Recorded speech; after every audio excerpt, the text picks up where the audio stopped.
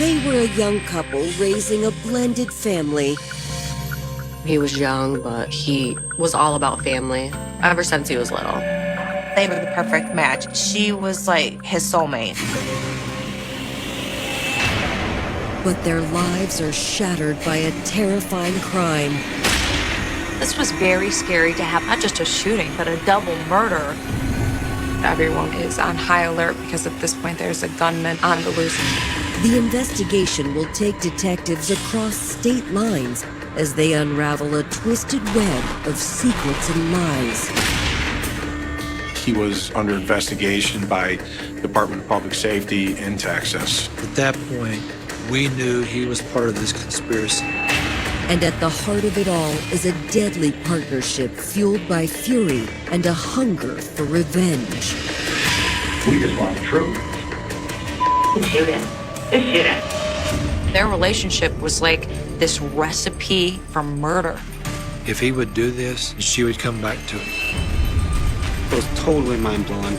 I still to this day can't believe it. She was even that evil and could convince somebody else to be that evil. Perched on the southern shore of Lake Ontario, the town of Sodus, New York, is a small, peaceful community. Sodus was also home to Joshua Edwin Niles. Born in 1990, Josh had grown up in a big family. My family, there was 5 that lived in the household. Sometimes there was us 5 kids plus 10 of our friends. The house was always full of kids, and my mom and my dad working all the time. Josh loved his family. He did what he could for everybody. He wasn't a real gushy, smoochy, lovey person. He would show you that he loved you by doing something for you. He was very protective. You couldn't try to fight his siblings because he would stand up for us and intervene. It was Josh's protective personality that had attracted his high school sweetheart, 15-year-old Charlene Charlie Albert. When he met Charlene, I think he was like 17-ish. I know it was through friends. I think Josh liked Charlene a lot, so he moved her in, and Mom didn't say no, so she just kind of stayed and became part of the family. When she became pregnant, when she was like 16, and they had been together a good year and a half. Josh was excited, Charlene was excited, and she was super excited to have a girl. The couple welcomed a baby daughter named Gabby in 2008. Charlene was 16 and Josh was 18. I know he was young, but he was all about family ever since he was little. He was very excited to become a dad. 2 years later, the couple had a second child, a boy named Bentley. But being young parents put a strain on Josh and Charlene's relationship. I do think that because they were so young, it hindered their relationship because they both didn't really know themselves yet, maybe. And they were too immature to understand what it meant to be serious and to have children. By 2012, the couple had decided to separate. Charlene's parents moved from New York to Texas, and then Charlene followed right after them. While the separation was tough, Josh and Charlene agreed they wanted the best for their kids. Charlene and Josh agreed upon every other Christmas he would take the kids up to New York and she would bring them back home. And then he would get them every summer. He would drive down, pick them up, and then at the end of the summer, she would come back up and bring them back to Texas. And it seemed to work. Both Charlene and Josh did their best to move on. In 2014, Charlene remarried and started a new family. After Charlene moved to Texas, she met Jace Childers, and eventually they married and had a kid, and her life was good. The same year, Josh also found love again when he met 18-year-old Amber Washburn. Amber, he met her through a couple of his friends, and that relationship was wonderful from day one. He told me after he first met her, he says, "Mom," he goes, "I've never met anybody like her." He loved her. Amber and Josh were the perfect match. It was like Amber was made for Josh. She was like his soulmate. Like Josh, Amber had grown up in upstate New York in a close-knit family. Amber was my little sister. We were about 9 years apart. She was such a sweet little girl. You know, she was very kind and loving. We loved Josh just as much, so he was a sweet and very helpful guy, too. He would stop anything just to come over and help us. Amber also grew close with Josh's 2 children. As Amber and Josh moved in together, Gabby and Bentley were coming every summer, so Amber got to know them too. Amber took care of them like they were her own, definitely, but never tried to overstep the boundary, but she was definitely there for them. Amber really became a mother to them, and Josh was always a good father to those children. And in 2014, Josh and Amber received exciting news that their family was about to get a little bigger. Amber and Josh were probably dating for about a year and a half before she found out that she was pregnant. Amber and Josh had a little boy named Josh Jr. She was just like any mother you expect. She was amazing. They bought their first house. And they were constantly busy, too.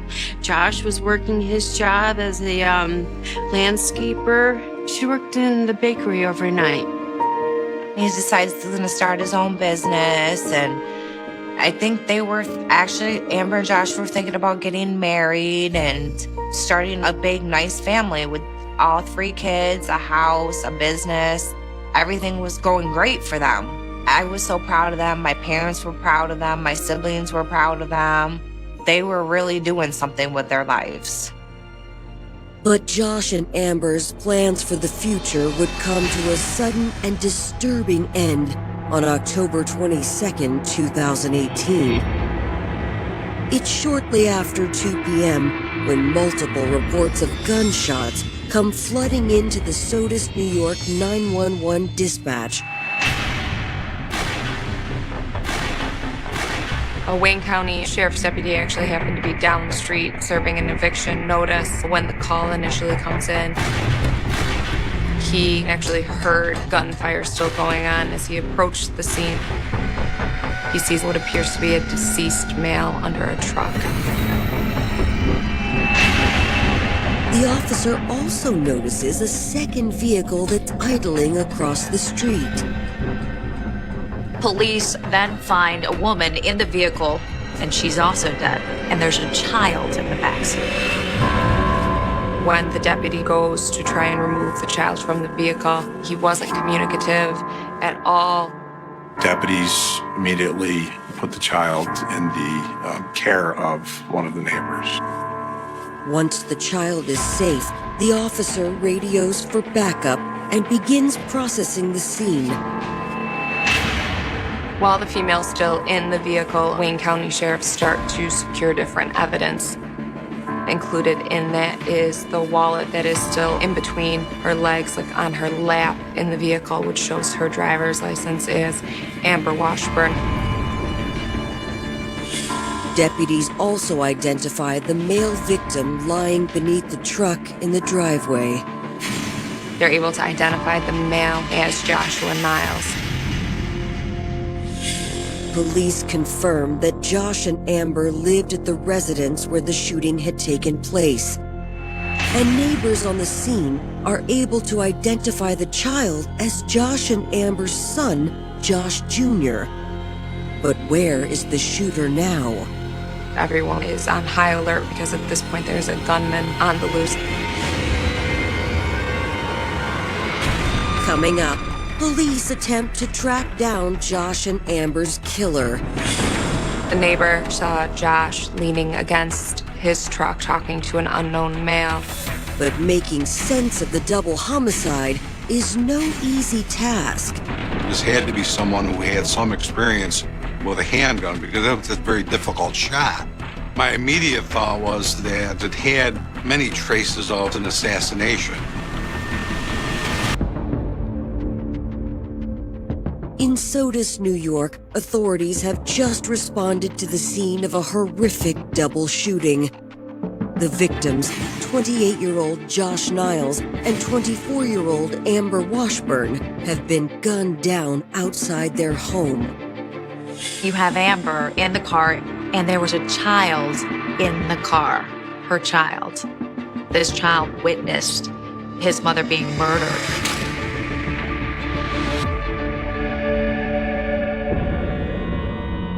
Once the child is moved to a secure location inside a neighbor's house, authorities warned residents to remain in their homes until the area is secured.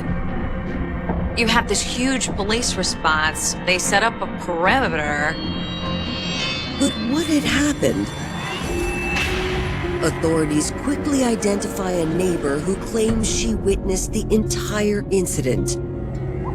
There was a neighbor directly next door with her kitchen window over the driveway of Josh and Amber's house. She was in her kitchen when she saw Josh leaning against his truck talking to an unknown male. The neighbor claims the conversation between Josh and the unidentified man had seemed casual at first, but it quickly turned into a terrifying scene when Amber arrived home in her car. Amber Washburn comes home in her vehicle, her driver's side window being down, and at that point, the shooter pulls out a gun and shoots Josh once in the chest. Amber puts her vehicle in reverse and attempts to get away, but the shooter turns, shoots her once in the head. The shooter turns his attention back to Josh, who at this point was crawling under his truck in an attempt to save his own life.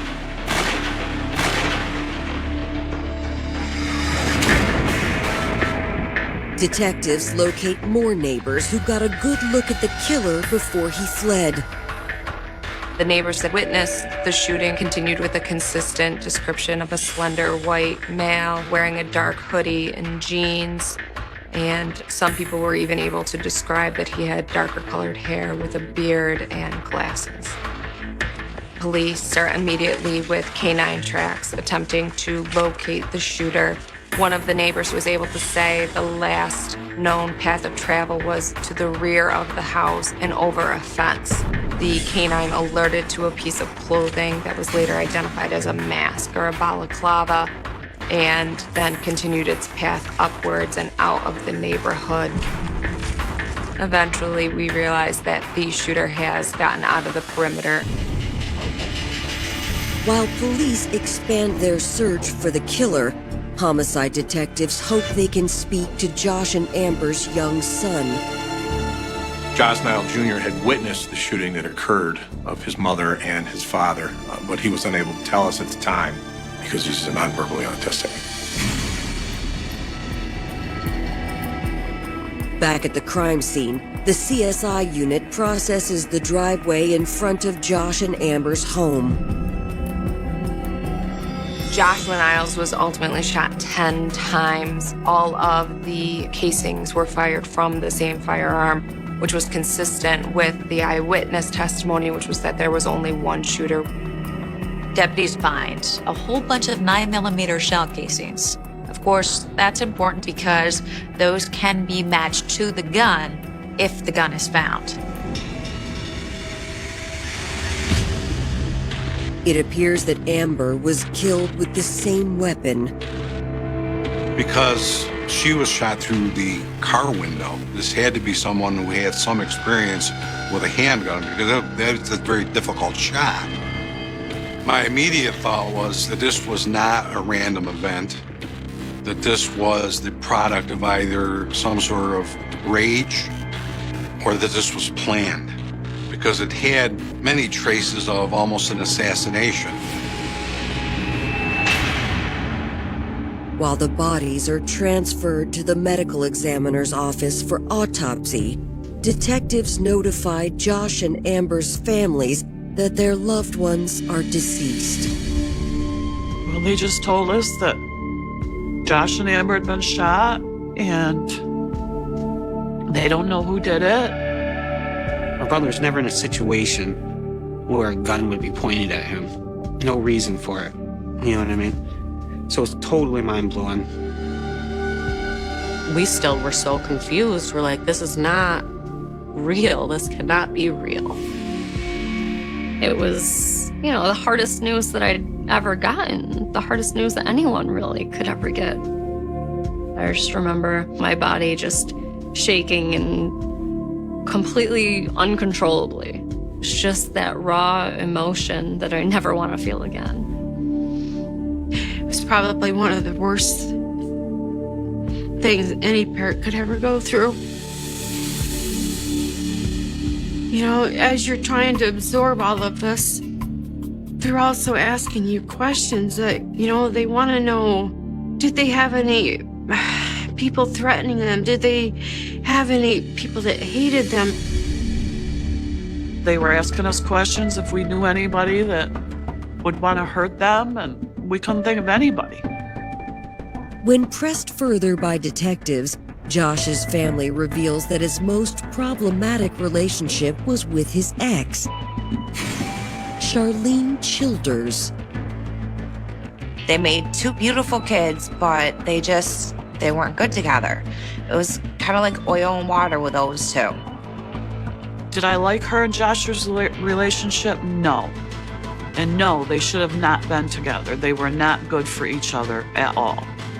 But she was part of our family. She was my grandchildren's mother. His family says that Josh and Charlene had seemed to reach a place of respect and understanding for a period of time after they split up in 2012. And Charlene had moved with her family to Sunray, Texas. Charlene initially moved down there. She does meet Chase Childers.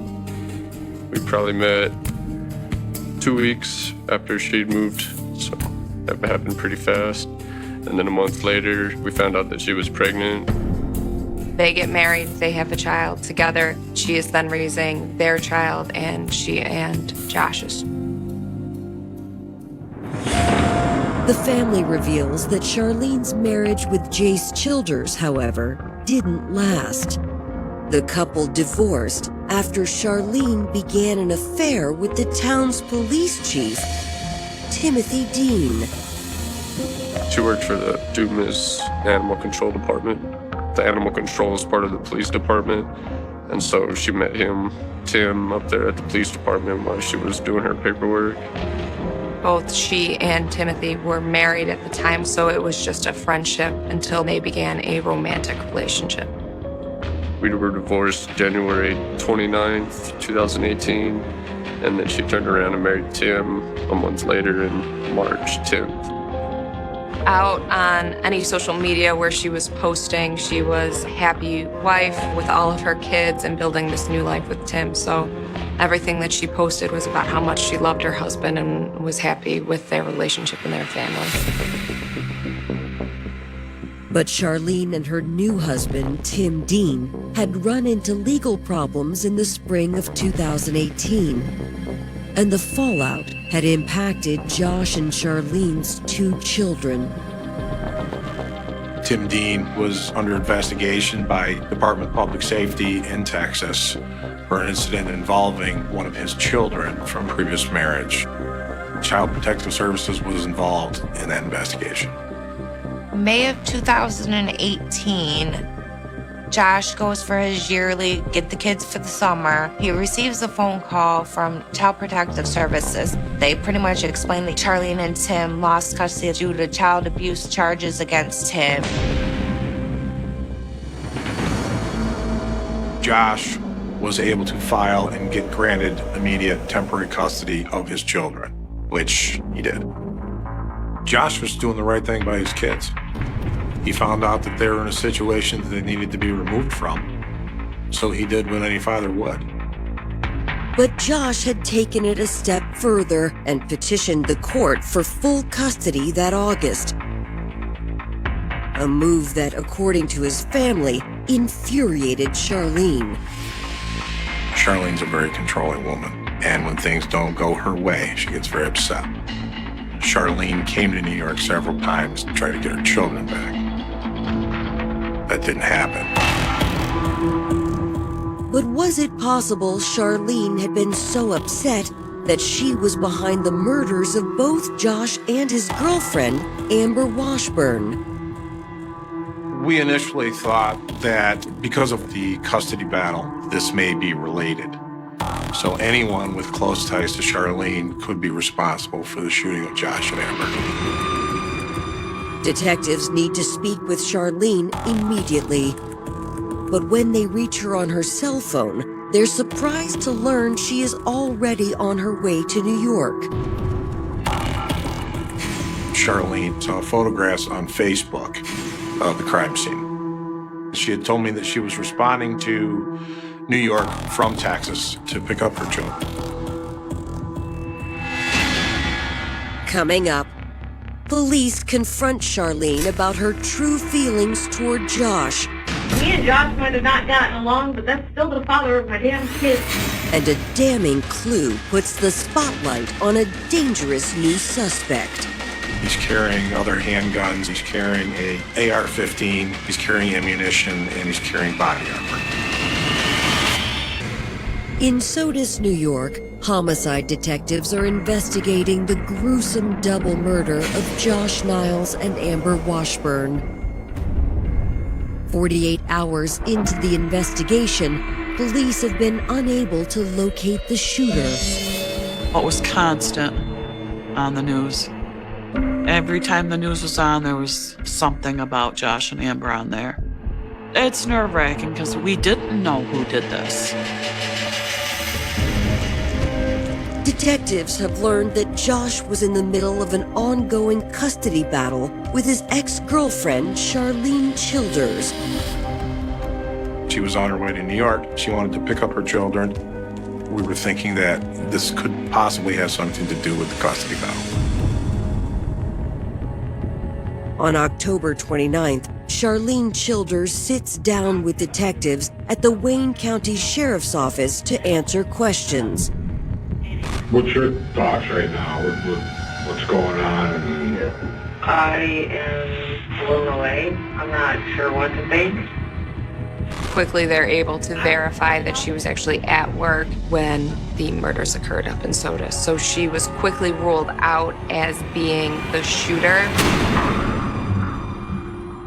When detectives ask Charlene about her relationship with Josh, she admits that they had their fair share of problems.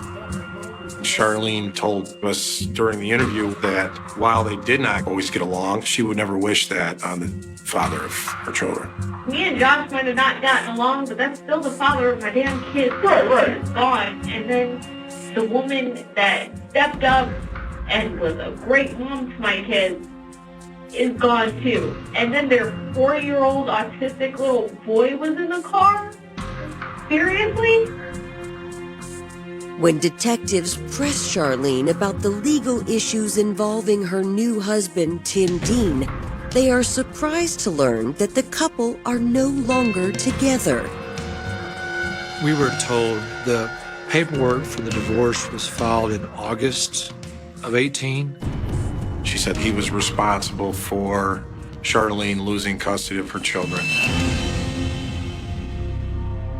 Detectives decide to hold Charlene until they can locate her estranged husband, Tim Dean, who she claims is back in Texas. Because we think this might be related to the custody issues and family court issues, we called Texas to find out about Charlene's husband.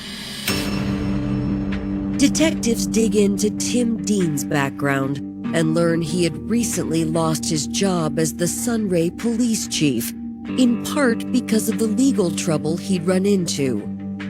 He was an ex-police officer in Texas. He was under investigation for child abuse or neglect in Texas, and which obviously led us to collaborate with Texas authorities relative to what was going on down in Texas with him.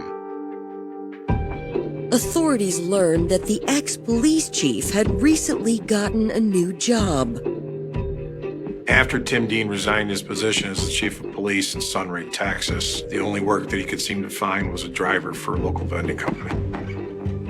But police discover that Tim had recently missed several shifts at his new job.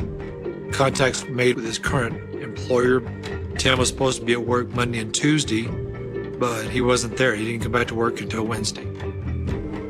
One of the days Tim had missed from work just happened to be the same day as the double homicide in Sodus, New York. Police also learned that Tim had been involved in a car accident in Kansas, nearly 300 miles away from his home in Texas, 2 days before the murder. In Kansas, he wrecks a rental car, so much so that he needs to call the police. Tim explained to the deputy that he had tried to make a U-turn because he was out of gas and he was looking for a gas station. He had driven off the shoulder of the roadway and into a culvert that damaged the vehicle. But why had Tim Dean been in Kansas in the first place? Homicide detectives learned there's body cam footage from when the Kansas police officers responded to the scene of Tim's accident.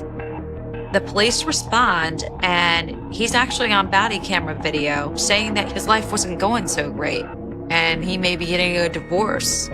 My whole life has kind of gone to shit lately. So where's your wife? She's at home. I thought you said you didn't have a home. Oh, where you have a pending divorce and all that fun stuff. Pending divorce, huh? That bad. Yeah, like I said, it's all gone to shit. Tim Dean does tell the deputy that he has a sidearm and that he has a shotgun. Something doesn't seem quite right. It's discovered that not only is he carrying a shotgun, but he's carrying a AR-15, he's carrying other handguns, he's carrying ammunition, and he's carrying body armor. And of course, the deputy says, are you going like on a hunt or something like that? But it's what Tim says next on the recording that detectives find most interesting. Well, I've got a family friend that I was going to go see, but... Where's that at? It's all the way up in New York. Coming up, as police zero in on Tim Dean, a new person of interest comes into focus. He told you he was on in New York. He's going up there to kill. At that point, we knew he was part of this conspiracy.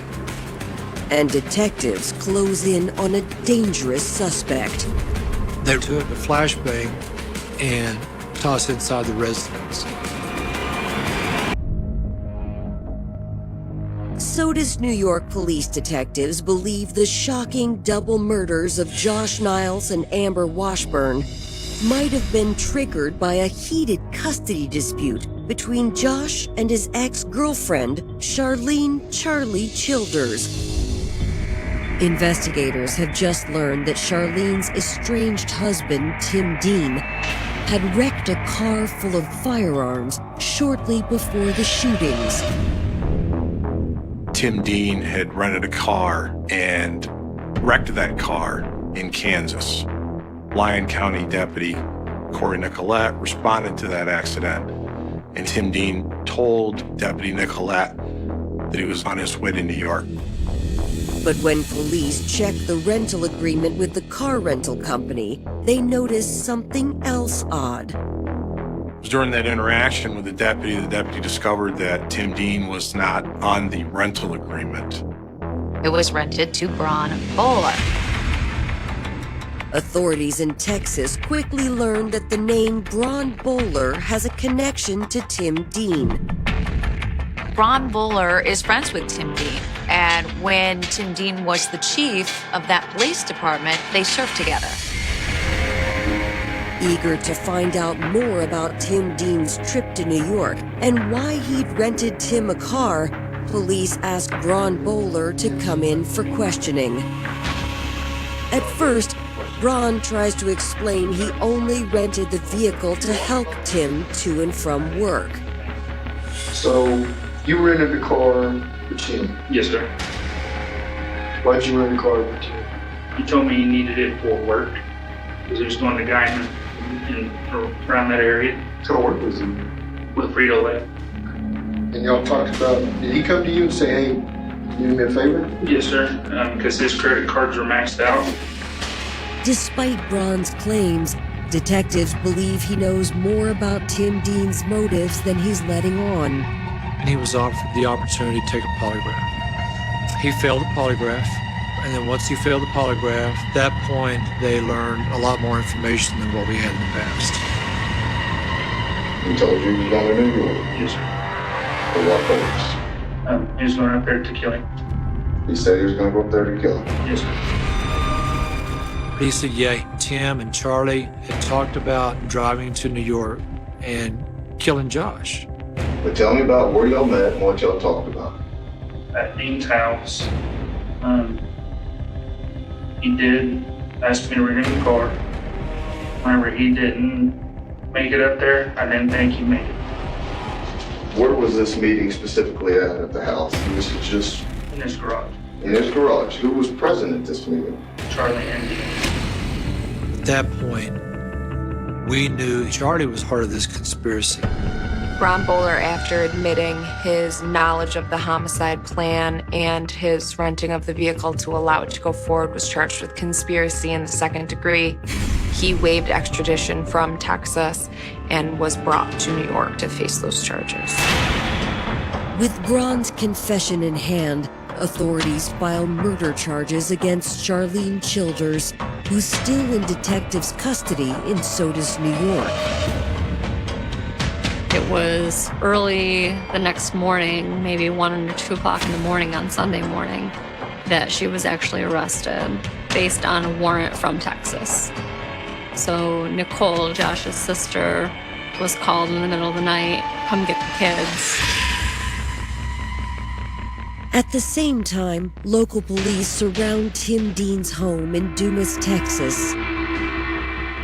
Timothy Dean's arrest was a high-risk arrest. It was well known that he had many firearms in the home and at his disposal. We believe he's already taken 2 lives. Don't know what his mentality is. They're on the loudspeaker calling Tim Dean and telling him he's under arrest and he's to step outside. And they do this for what seems like an hour. Then they take a flashbang and toss it inside the residence. Eventually, he does step outside the house and puts his hands up. When he's arrested and immediately taken back to Dumas for an interview. At first, the former police chief denies any involvement in the murders. Tim threw out a couple of different scenarios as to why he might have been in New York. So when you trip up to New York, Charlie's here in Dumas or somewhere. So why drive all the way to New York? Honestly, I don't know. I just drove, and then I'd sleep, and then I'd drink beer, and then I'd sleep some more. Did you talk to anybody up there? I didn't. Timothy Dean is unresponsive for most of the interview. He doesn't provide a lot of information. So what made you go up there and do that, man? I didn't do it. So you just happened to be in the car that you rented after you wrecked? I ain't disputing that I was there. Well, who did it then? He was very meek, like a beaten pup. And he knows the game enough that if he says anything, that it can be used against him. But even though Tim Dean never confesses, police believe they have enough evidence to charge him with 2 counts of murder.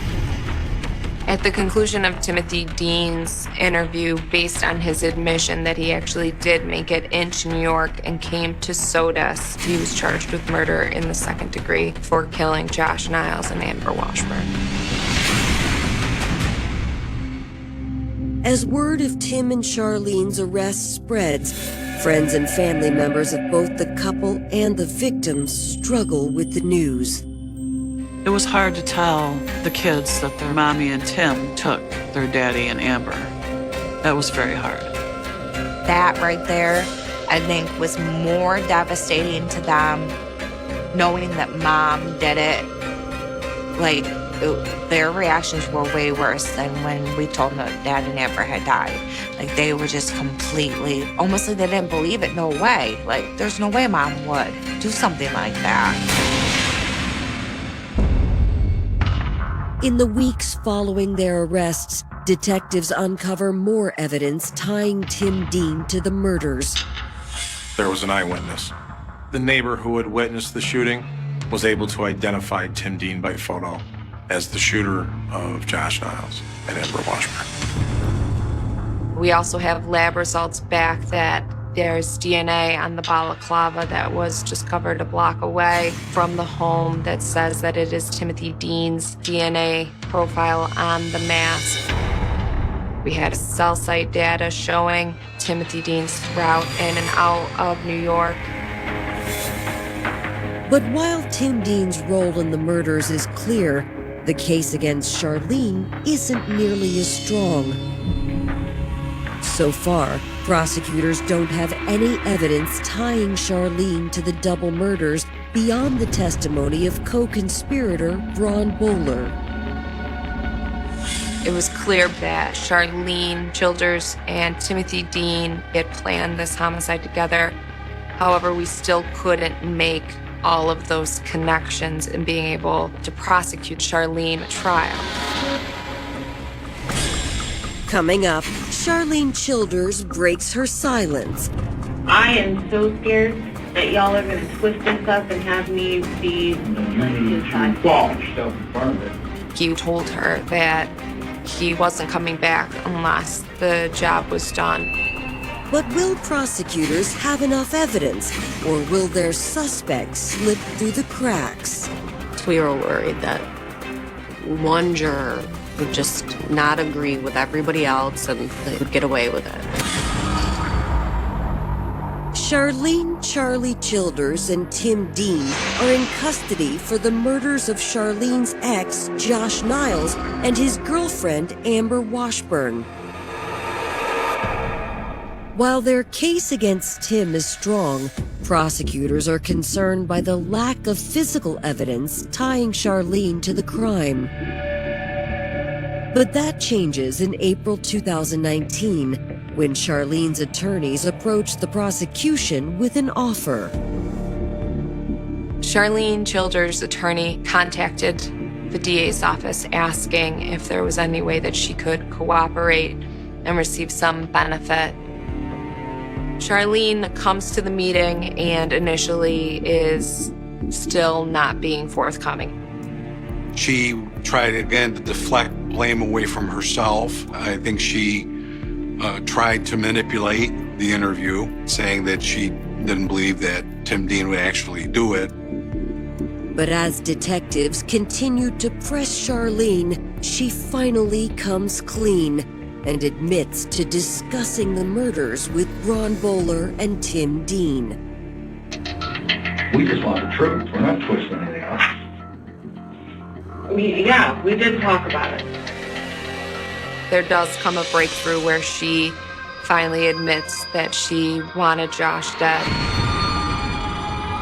In her interview, Charlene describes in detail how the murder plot evolved. This story started after Charlie's kids wound up back up with their father. She said the day that they went to family court, she was so distraught. She couldn't drive back to Texas by herself, so she called Tim, and Tim flew to New York. They drove back to Texas together, and on their drive to Texas, she said she wanted my brother gone. She wanted my brother dead. You know, I was like, God, I wish he would just fucking die in a ditch somewhere because every time I turn around, he's always bad-mouthing, saying how I'm poor, blah, blah, blah. You know? I'm done. I'm to my core.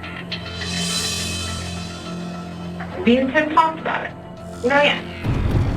Okay? Shoot it. Just shoot it. When she lost custody, she told Tim, "It's your fault that I lost the kids. You need to fix this."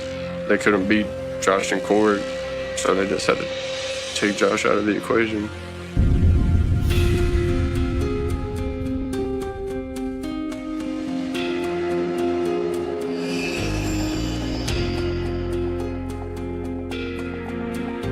I need to know what you know about the gun. Black. I don't know what caliber. I know it used to belong to the Sunrise Police Department. Because that's one gun that he told me that he never gave back to him. Okay. Where do you think it is? Honestly, I have no idea. Could be anywhere in between here and there. That's when they got Braun involved. Charlie drives Braun to Amarillo to pick up a rental car. Braun rents it. Charlie tells him, make sure that Tim Dean's name is not anywhere on the lease. A few days later, Tim leaves Sunray and drives to Kansas, where he messes up the rental vehicle. He said, I've been into an accident. I'm stranded up here. And I hung up. I don't even want to hear it. Mm-hmm. But you call back. Charlene responds from Sunray, Texas, picks up Tim in Emporia, Kansas, and then drives him another hour north to Wichita, where she rents him a vehicle. Charlene then parts ways with Tim and sends him to continue on his journey to New York. Charlene stated that Timothy Dean had told her that he wasn't coming back unless the job was done. He's lost his job in law enforcement. He's delivering Frito-Lay. The only thing in his mind that he's got is try to get Charlie back, because she had told Tim that if he would do this, then she would come back to him.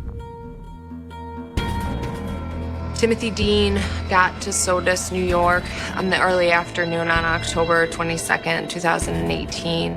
He was walking around the area, pacing, seen in the neighborhood. I'm assuming that they knew the kids weren't going to be there. Amber usually wasn't home yet. Either she was at work or still picking Joshua Jr. up at school. Eventually, he does confront Josh while he's in his driveway. Tim had told Charlene that before shooting Josh, he had briefly spoken to him about the custody battle.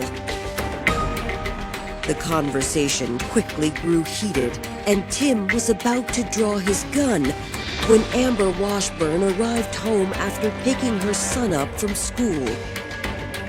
It was in that moment that Tim decided to kill both Josh and Amber to eliminate her as a witness. One of the eyewitnesses seen Amber pull into the driveway, heard a gunshot, and seen my brother grab his chest. Amber hears that shot, puts her car in reverse in an attempt to save her life as well as her son's. Timothy Dean turns, shoots once into the vehicle, killing her immediately. Josh was screaming her name. He probably saw her get shot. And then Timothy Dean, he turned and started firing on Josh again. He was trying to get away, climbing underneath his truck. Timothy Dean unloads his weapon, ultimately killing Joshua as he's crawling away.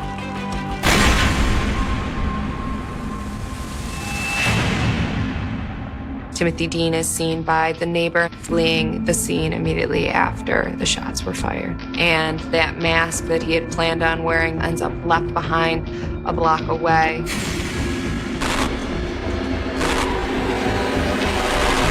My brother was killed because Charlene lost custody of her kids to him. He won full custody.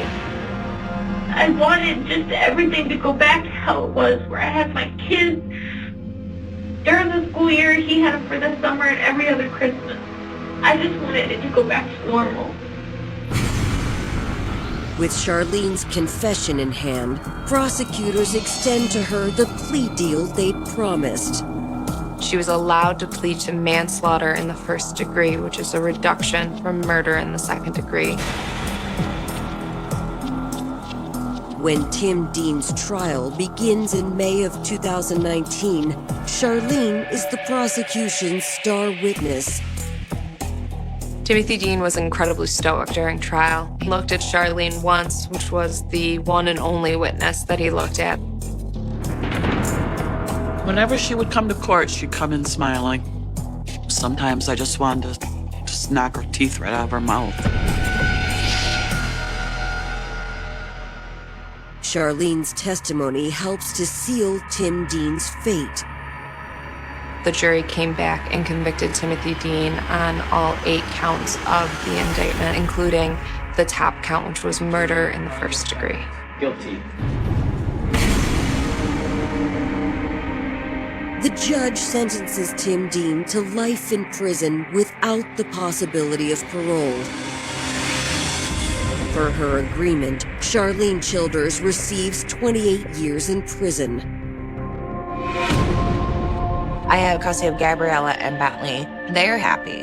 They don't want to see their mother. They're happier without her in their life right now. Josh Jr., he seems to be doing okay. He goes to school, he comes home.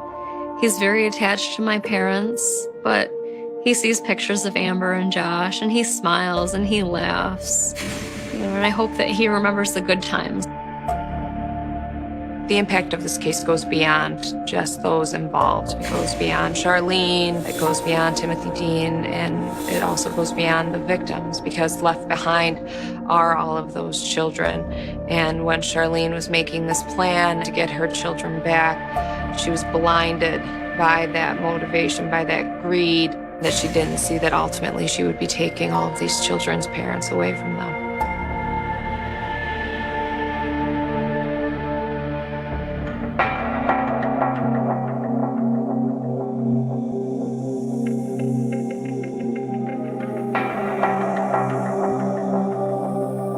On the evening of May 15th, 2006, Munich was moving through another ordinary spring day.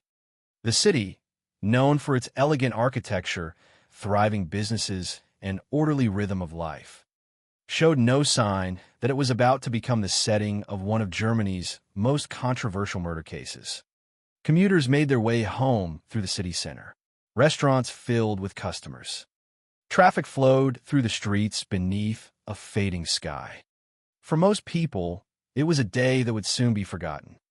But for one woman, it would be her last. Charlotte Beringer was expected to meet friends that evening. It was not an unusual appointment, nor was there any indication that anything was wrong. Earlier in the day, she had gone about her normal routine. Nothing suggested that within hours she would be dead inside her own home. As the evening progressed, her friends waited. Minutes passed. Then more time passed. Charlotte never arrived. At first, nobody considered the possibility of crime. People who maintain busy schedules sometimes miss appointments. Business matters arise. Traffic causes delays. A forgotten commitment can easily explain an absence. It was reasonable to assume that Charlotte had simply been held up by something unexpected. But as the hours continued to pass, concern slowly began to replace inconvenience. Calls went unanswered. Messages received no response. The silence was unusual. Those who knew Charlotte understood that she was not someone who simply vanished without explanation.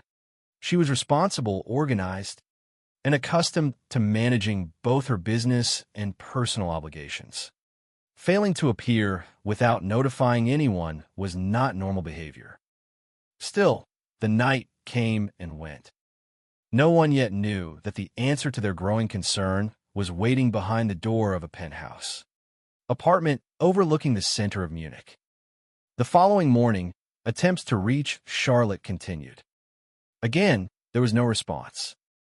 The unease deepened.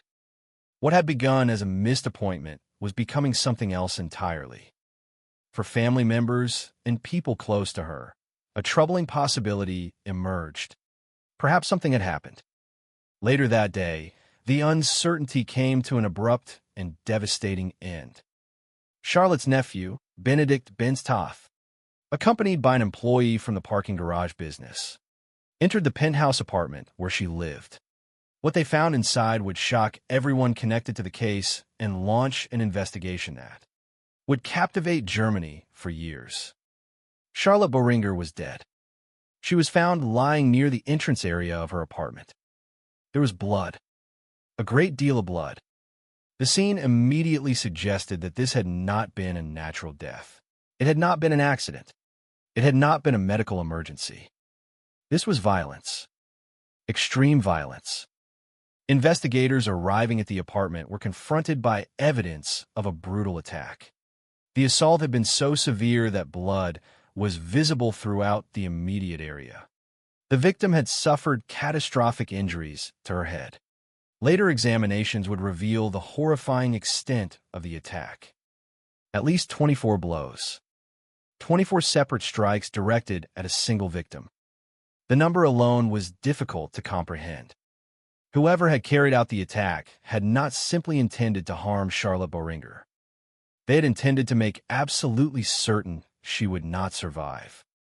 As detectives began processing the crime scene, more questions emerged. The attack appeared to have occurred near the apartment entrance. Evidence suggested Charlotte may have been preparing to leave when she was confronted. There were no obvious signs of forced entry. This detail immediately caught investigators' attention. Had Charlotte opened the door voluntarily? Did she know the person standing on the other side? Or had the killer possessed some form of access to the apartment? The questions multiplied with every hour of investigation. Then came another mystery. The murder weapon was gone. Despite extensive efforts, investigators could not find the object used to inflict the fatal injuries. Whether it was a hammer, a metal bar, a heavy tool, or something else entirely, nobody knew. The weapon had vanished, and it would remain missing. Not for days, not for weeks, not for months.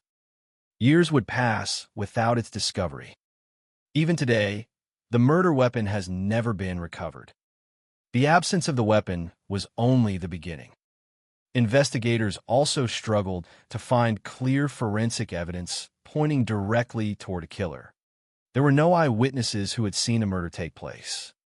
No surveillance footage captured the attack. No confession emerged. No direct DNA evidence would later place a suspect at the moment of the crime. Yet despite those missing pieces, police would soon focus their attention on a single individual. The same man who had helped discover the body. Benedict Benstoff. Within days of the murder, investigators began examining his relationship with Charlotte.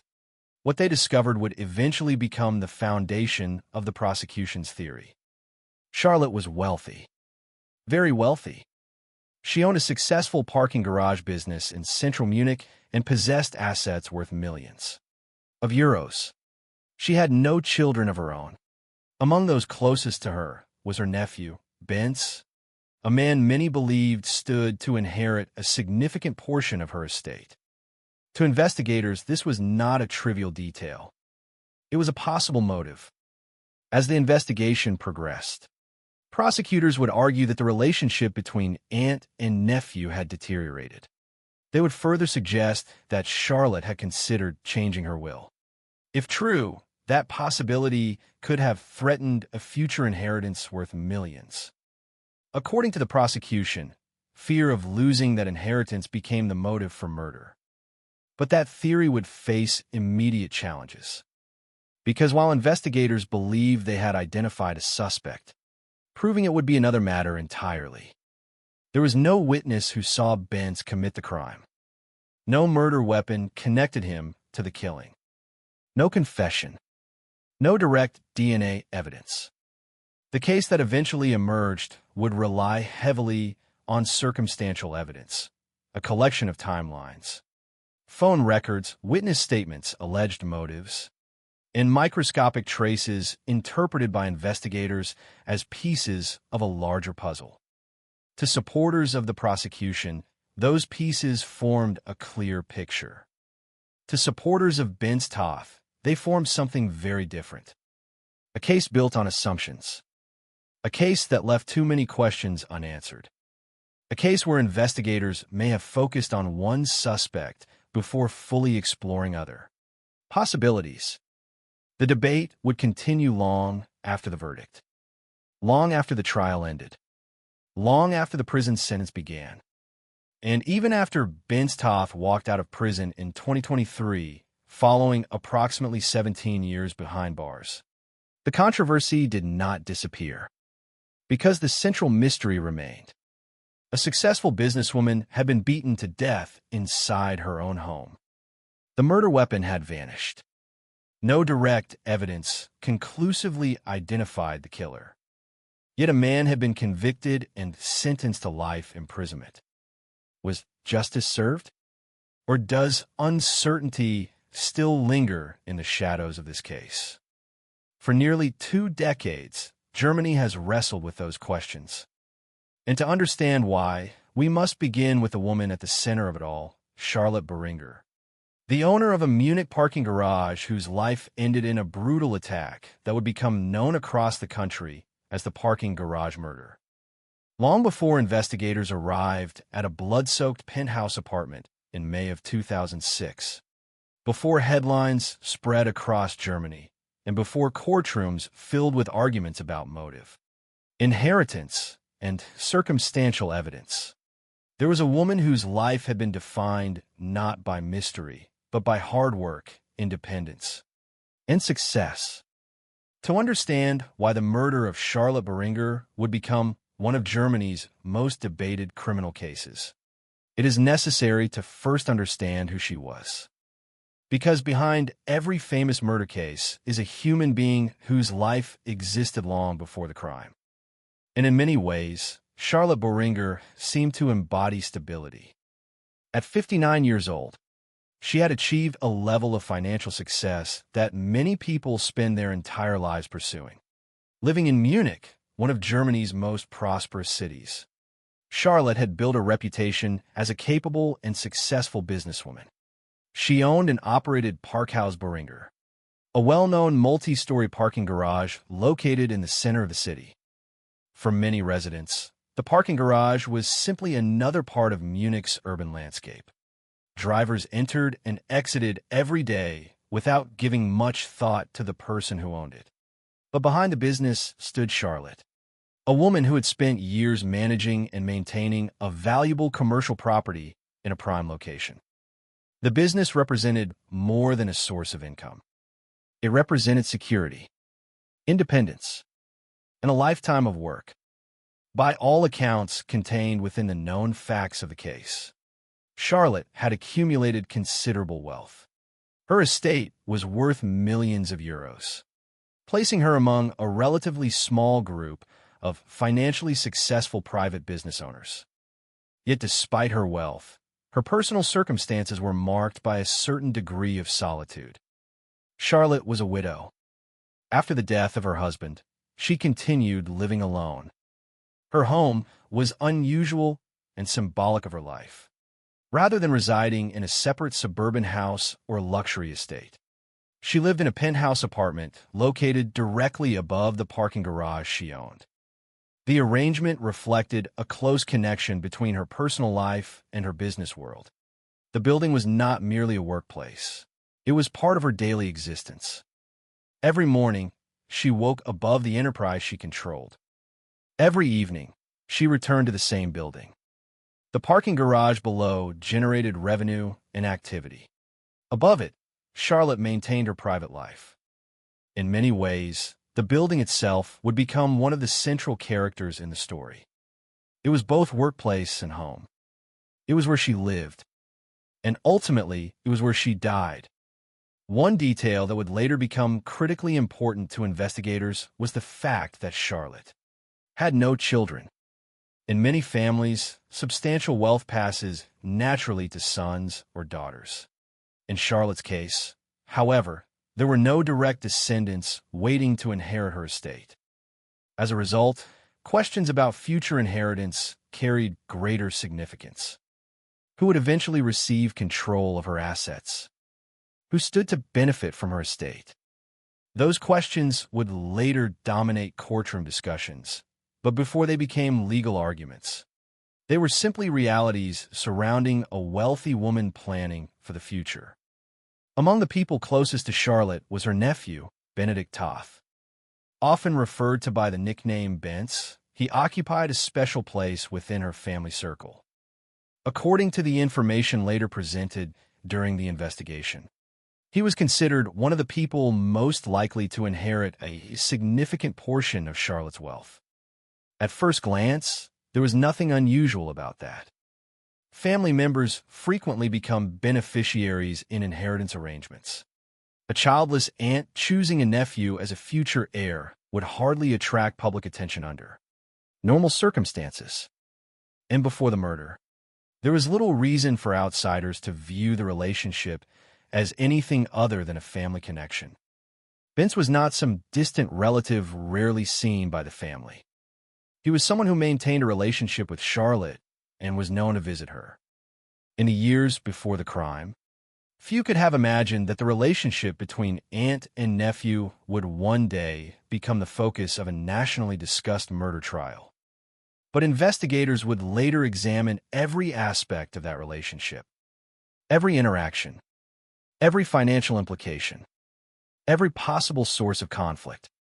Because after Charlotte's death, what once appeared ordinary suddenly became deeply significant. The prosecution would eventually argue that the relationship had changed in the period leading up to the murder. According to investigators, there were indications that the bond between Charlotte and Bence may no longer have been as strong as it once was. The exact details remain subjects of legal debate, but prosecutors believe the relationship had deteriorated. More importantly, investigators focused on reports that Charlotte had allegedly considered changing her will. That possibility would become one of the most important elements of the state's theory. If Charlotte truly intended to alter her inheritance plans, the consequences could have been enormous. A future heir could potentially lose access to millions of euros. An expected inheritance could disappear. A financial future could be transformed overnight. Whether those fears were justified or not would become one of the central questions explored by investigators and prosecutors. At the time, however, none of these issues were public knowledge. Charlotte continued living her life. She continued managing her business. She continued moving through familiar routines inside the building she owned. From the outside, there was little indication that anything dramatic was unfolding.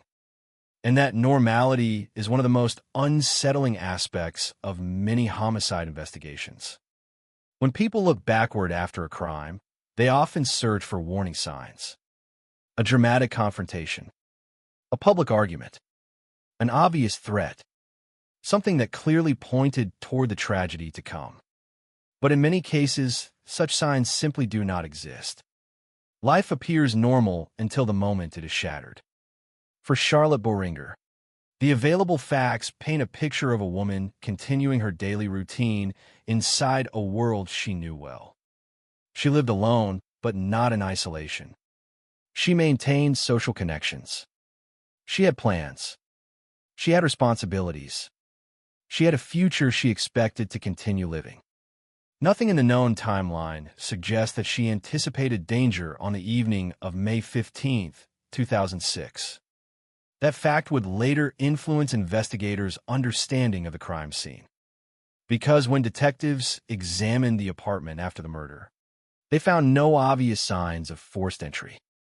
That detail raised an unsettling possibility. Perhaps Charlotte had willingly opened her door. Perhaps she recognized the person standing outside. Perhaps she felt no fear at all in the final moments before the attack began. Of course, nobody can know exactly what happened inside the apartment during those last moments. The victim could not tell her story. and the physical evidence left many unanswered questions. But the absence of forced entry would remain one of the reasons investigators looked closely at people within Charlotte's personal circle. The theory suggested by the crime scene was simple. The killer may not have been a stranger. The killer may have been someone who could approach without immediately raising suspicion. As the investigation unfolded, that possibility would become increasingly important. Yet at this stage of the story, before the crime itself is examined, it is important to pause and remember what was lost. For all the legal debates that followed, all the arguments over evidence, and all the years of controversy that continue even now, the case began with the death of a real person, a successful businesswoman, a widow, a property owner, a family member, a woman who had spent years building a life in Munich. On May 15, 2006, Charlotte Beringer was preparing to continue that life as she always had. She had plans for the evening. People expected to see her. Nothing suggested that her name would soon be known throughout Germany. Nothing suggested that her death would trigger one of the country's most disputed murder investigations. And nothing suggested that nearly 2 decades later, people would still be arguing about what truly happened inside that penthouse above a parking garage in the heart of Munich. To understand why, we must now turn to the final day of Charlotte Beringer's life, the hours leading up to a brutal attack that would leave investigators searching for answers and a nation divided over whether those answers were ever truly found. By the morning of May 16, 2006, the life of Charlotte Beringer had already come to a violent end. The people closest to her simply did not know it yet. To them, she was still a successful businesswoman who had unexpectedly missed an appointment the previous evening. To investigators who would soon arrive at her apartment, however, a very different reality was waiting behind the door of the penthouse overlooking central Munich. What happened inside that apartment during the late afternoon or early evening of May 15th would become the central mystery of the entire case. Years later, despite extensive investigations, a highly publicized trial, and a murder conviction, many questions about those final moments would remain unanswered. No witness saw the attack. No camera recorded it. No confession ever explained it. The victim herself could no longer speak. All that remained were the physical traces left behind. And those traces told a story of extraordinary violence. The final known day of Charlotte Beringer's life appeared ordinary at first. She continued her normal activities and maintained contact with people she knew. Nothing in the known timeline suggested that she expected danger. She had plans for the evening and was expected to attend a social gathering with friends later that day. For Charlotte, it was likely intended to be another routine day. For the future investigators assigned to her case, however, every hour of that day would eventually become important. Detectives would later attempt to reconstruct her final movements, trying to determine what happened between her last known contacts and the moment her life ended. Like investigators in any homicide case, they searched for a timeline that could provide clarity.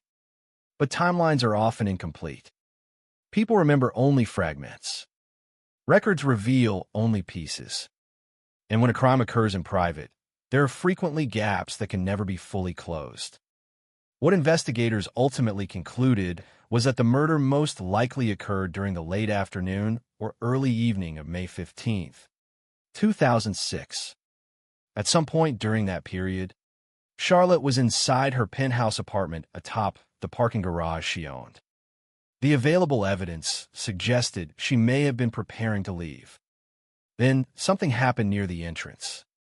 Something sudden. Something catastrophic. The scene later discovered inside the apartment indicated that the attack began close to the front door. This detail would become one of the most significant findings in the case. The location suggested that the confrontation occurred shortly after contact between Charlotte and her attacker. Investigators found no indication that she had been chased through multiple rooms. There was no evidence of a prolonged struggle throughout the apartment. Instead, the violence appeared concentrated near the entrance area. That observation led detectives to consider several possibilities. Perhaps Charlotte had answered the door. Perhaps she had been preparing to leave and encountered someone there. Perhaps she willingly allowed someone inside. The exact sequence of events remained unknown, but the evidence strongly suggested that the attack unfolded rapidly. One moment, Charlotte was continuing her normal routine. The next, she was fighting for her life. The brutality of the assault shocked even experienced investigators.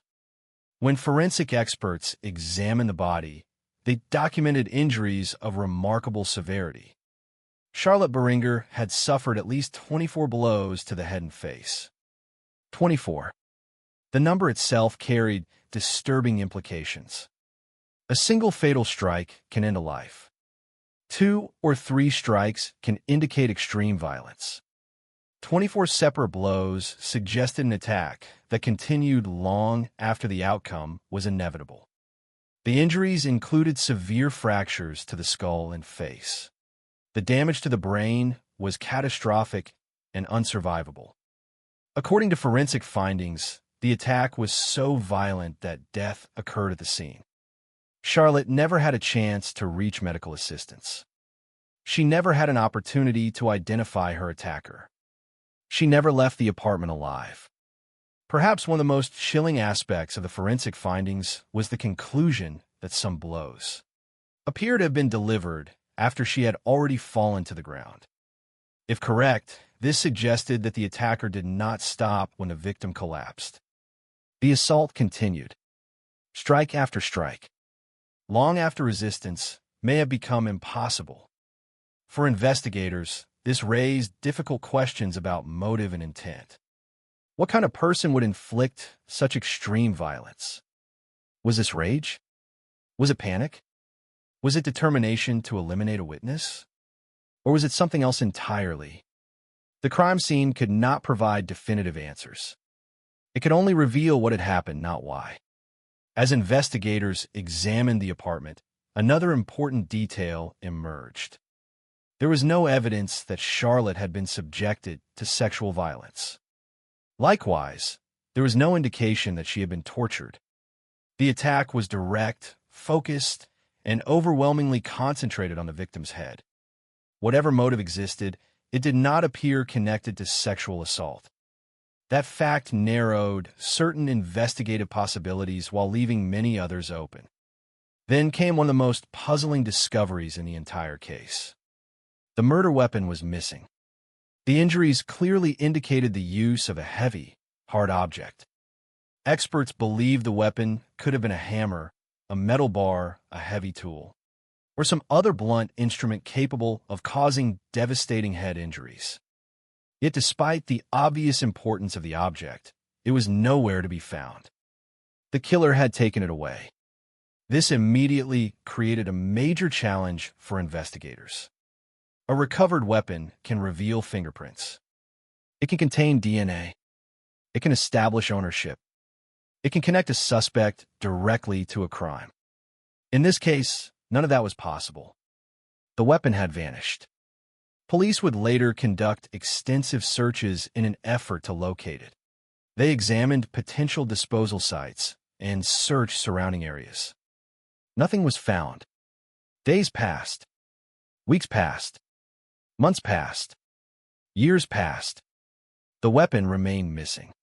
Even today, no one knows exactly what object was used to kill Charlotte Beringer. The absence of the weapon became one of the defining mysteries of the case. It was not the only mystery. Investigators also discovered that certain personal items belonging to Charlotte were missing. Among them was her wedding ring. Other pieces of jewelry had reportedly disappeared as well. At first glance, this might suggest robbery. After all, theft is a common motive in homicide investigations. But the situation was not that simple. If robbery had been the primary objective, investigators expected to see broader evidence of theft. Instead, they found contradictions. Cash remained inside the apartment. Other valuable possessions remained untouched. Many items that could easily have been stolen were still present. This created uncertainty. Had the missing jewelry been taken to make the crime appear like a robbery? Had the attacker taken only specific items? Or had theft played some role that investigators could not fully understand? Again, the evidence offered questions rather than answers. The apartment itself added another layer of complexity.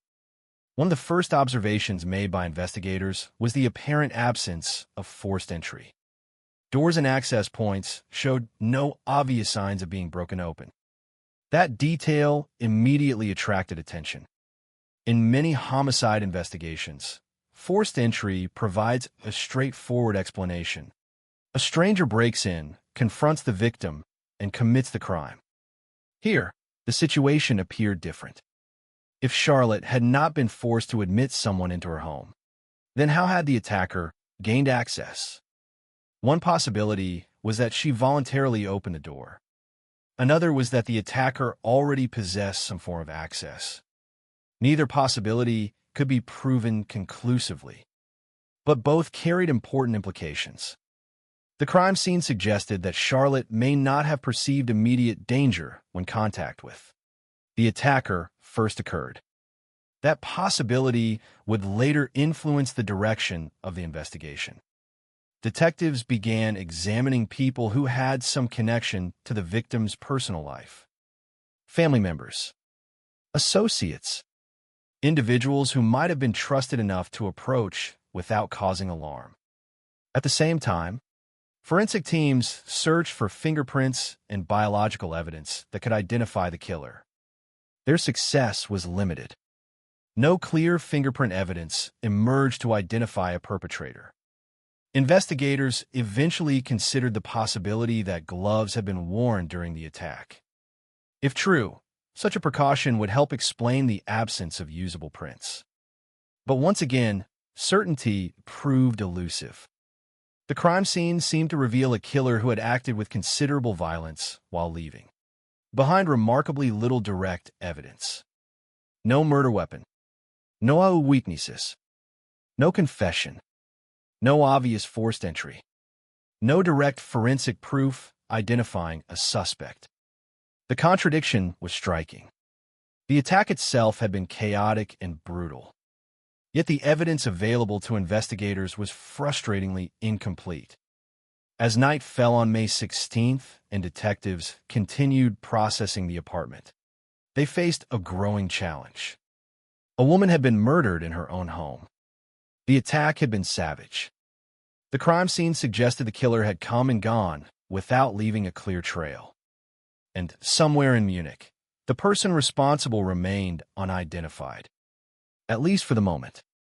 Because in the days ahead, investigators would begin narrowing their focus. Their attention would turn toward inheritance, family relationships, and a nephew who had helped discover the body. What followed would transform the investigation from search for an unknown killer into one of the most controversial murder prosecutions in modern German history. And the debate surrounding that decision would continue for decades. When homicide investigators begin examining a murder scene, they're often looking for a single breakthrough, a fingerprint, a witness, a surveillance recording, a weapon abandoned nearby. Sometimes an investigation begins with uncertainty, but quickly narrows toward a clear suspect, because one crucial piece of evidence points in a specific direction. In the murder of Charlotte Beringer, that breakthrough never arrived. Instead, investigators found themselves confronting a crime scene that seemed to offer just enough information to suggest possibilities, but not enough to provide certainty. The result would be an investigation that became increasingly controversial as it progressed, largely because the case against the eventual suspect would be built not upon direct proof, but upon a collection of circumstances, interpretations, and inferences. In the days following the discovery of Charlotte's body, Investigators faced a daunting challenge. A wealthy businesswoman had been brutally beaten to death inside her own home. The violence was obvious. The victim had suffered at least 24 blows to the head and face. Yet despite the brutality of the attack, the killer had left surprisingly little behind. The first step was a detailed examination of the crime scene itself.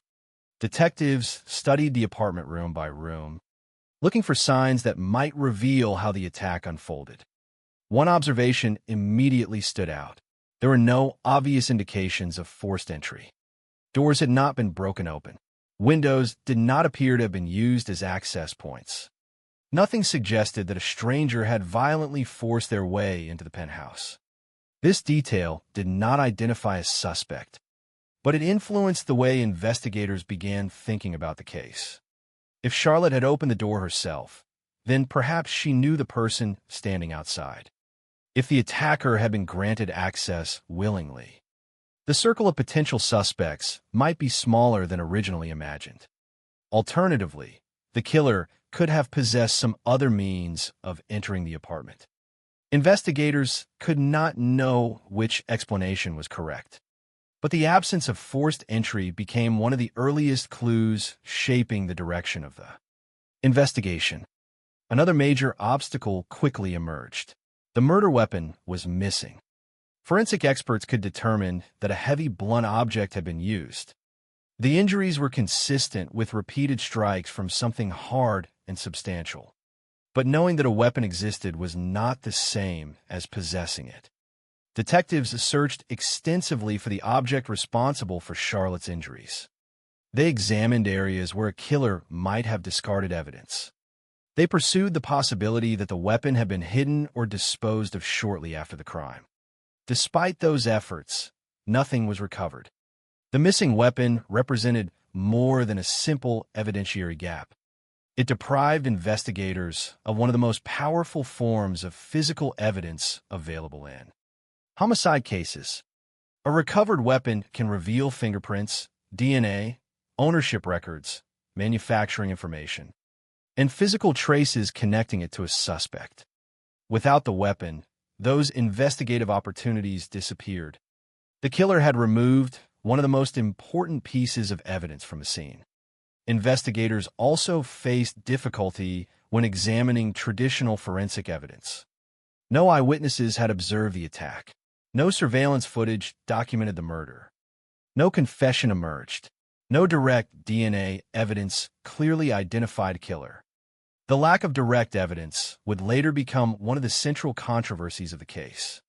Yet investigators could not simply abandon the search because evidence was incomplete. Instead, they began constructing a timeline. Determining when Charlotte died became essential. Based on the available information, investigators concluded that the murder most likely occurred during the late afternoon or early evening of May 15, 2006. This estimate aligned with the fact that Charlotte never appeared at her planned evening gathering and was later found dead the following day. Establishing the time window allowed detectives to focus on who may have had the opportunity to encounter her during those critical hours. As the investigation expanded beyond the crime scene, attention naturally turned toward Charlotte's personal and financial circumstances. Detectives examined her daily life, relationships, business interests, and family connections. Whenever a homicide victim possesses significant wealth, investigators are almost inevitably required to consider whether money may have played a role in the crime. In Charlotte's case, that question quickly became impossible to ignore. She owned a valuable business. She possessed assets worth millions of euros. She had no children. These facts alone did not imply criminal behavior by anyone around her, but they did raise questions about inheritance. Who stood to benefit financially from Charlotte's death? Investigators began examining potential heirs and family relationships. During that process, increasing attention fell upon Charlotte's nephew, Benedict Benstoff. At first glance, there were practical reasons for investigators to look closely at him. He was a close relative. He was considered a likely heir. He had a known connection to the victim. Most importantly, according to the prosecution's later theory, he potentially stood to gain financially from her death. As detectives explored this avenue, additional information drew their interest. Investigators came to believe that Charlotte's relationship with Bence may have deteriorated before the murder. They also examined reports suggesting that Charlotte had been considering changes to her will. These reports became highly significant. If Charlotte intended to alter inheritance arrangements, then someone expecting to inherit substantial wealth might fear losing that future benefit. Prosecutors would eventually argue that this possibility provided a motive. Their theory was straightforward. According to the state's interpretation, Bence faced the prospect of losing access to a future inheritance worth millions. Charlotte's death prevented any such changes from taking effect. Therefore, prosecutors believe financial self-interest could explain the murder. Whether that theory accurately reflected reality would become one of the most fiercely debated issues in the case. At this stage of the investigation, however, detectives were focused on determining whether the evidence supported their suspicions. The investigation intensified. Detectives examined phone records. They analyzed movement timelines. They reviewed witness statements. They looked for inconsistencies. They attempted to reconstruct events surrounding the murder and identify who had the opportunity to commit the crime. Gradually, investigators became increasingly convinced that Bence should be treated not merely as a person of interest, but as the primary suspect. Then, only days after Charlotte's body was discovered, the case took a dramatic turn. On May 18, 2006, Benedict Bence Toth was arrested. For investigators, the arrest reflected growing confidence in their conclusions. For Bence, it marked the beginning of a legal battle that would define the next 2 decades of his life. From the beginning, he denied involvement in the murder. He maintained that he was innocent. That position would never change. As the investigation continued, prosecutors worked to strengthen their case. Yet the central problem remained unchanged. The evidence was largely circumstantial. Circumstantial evidence is not inherently weak. Courts around the world regularly convict defendants based upon carefully assembled chains of indirect proof, a motive, opportunity, timeline, and supporting forensic indicators can collectively establish guilt even when no witness observed the crime itself. Prosecutors believed that was exactly the situation here. They pointed toward financial motive. They examined telephone data. They analyzed travel times and movements. They relied upon witness testimony and microscopic traces that investigators considered significant. Viewed collectively, prosecutors argued, these elements formed a coherent picture. In their view, the evidence pointed toward a single conclusion. But critics saw the situation differently. They focused on what was missing rather than what was present. There was no eyewitness, no confession, no direct DNA evidence, no murder weapon, no video recording of crime. To skeptics, those absences were impossible to ignore. As public discussion surrounding the case grew, a fundamental disagreement emerged. Was investigators' focus on Bence the result of careful evidence analysis? Or had they become convinced of his guilt too early and interpreted subsequent evidence through that assumption? The question would linger over the investigation from that point forward. Supporters of the prosecution argued that circumstantial evidence could be compelling when viewed as a whole. Supporters of Bence argued that circumstantial evidence could also create an illusion of certainty, where doubt still existed. The debate intensified because the crime itself remained so mysterious. The weapon was still missing. The attack remained unwitnessed. Critical questions about exactly what happened inside the apartment remained unanswered.